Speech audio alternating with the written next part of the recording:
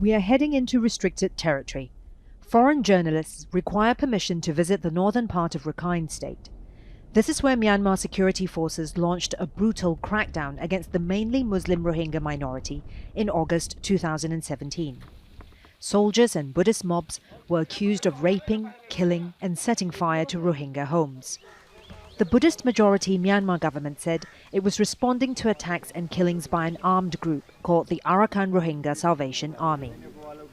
At the UN's highest court, Myanmar has denied charges of genocide and has been ordered by the International Court of Justice to prevent further violence while the case is being heard.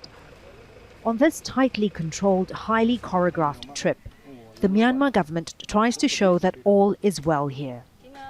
In village after village, Rohingya were brought to meet journalists in classrooms under the watchful eye of government minders. On camera, their answers seemed scripted. We have 3 communities here living like a family. That's why I don't think we will be affected by conflict. Off camera, they were only slightly less reticent, telling us they feared violence could flare again. It was impossible to speak to anyone without being overheard by police. In another village, we were made to see government cash being handed out to Rohingya. Local administrators say it's to help the villagers rebuild their damaged homes.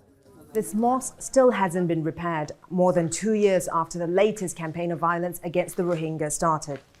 And you can see all around this clear evidence of destruction by fire. This place of worship would have served the people of this community, who at one point numbered around 5,000 people. Now, there are only 200 living here. Around 750,000 Rohingya fled to Bangladesh and remain there. We do not think the repatriation is a failure because, as you know, we have 2 reception centres and we have a transition camp. We are always ready to receive them. We even plan to open kindergartens. Many rights groups say conditions in Myanmar don't guarantee a safe return for the Rohingya.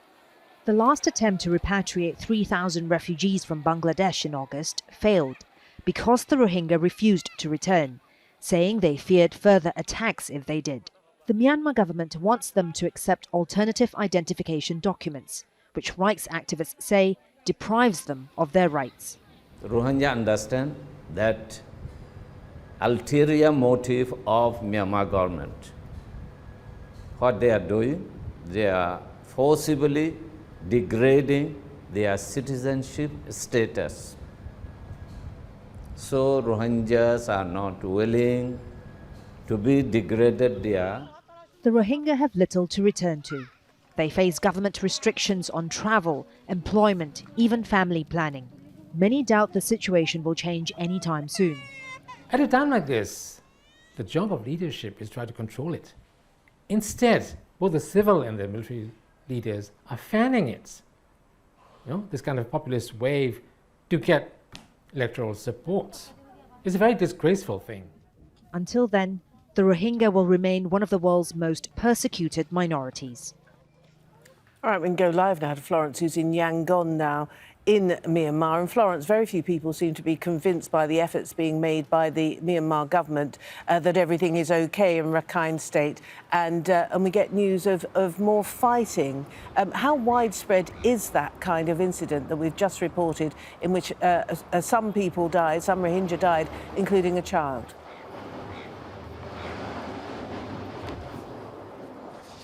That's right. Now, this is fighting between the Myanmar military and the Arakan army.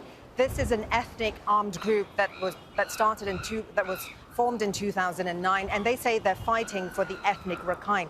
The Rakhine are another minority in Myanmar, but they're the majority population in Rakhine State, and they are mainly Buddhist. And they were also accused of being part of Buddhist mobs that carried out attacks against the Rohingya in 2017. Now, the fighting is taking place in mainly Maungdaw township and also in northern Rakhine, where we were, and several townships are under an internet shutdown. Now, the latest incidents, from what we've heard, from the accounts we've heard from the military spokesman, as well as from the politicians in Rakhine State and Rohingya activists, the Rohingya appear to have been caught in crossfire in the fighting between the Arakan army and the Myanmar military.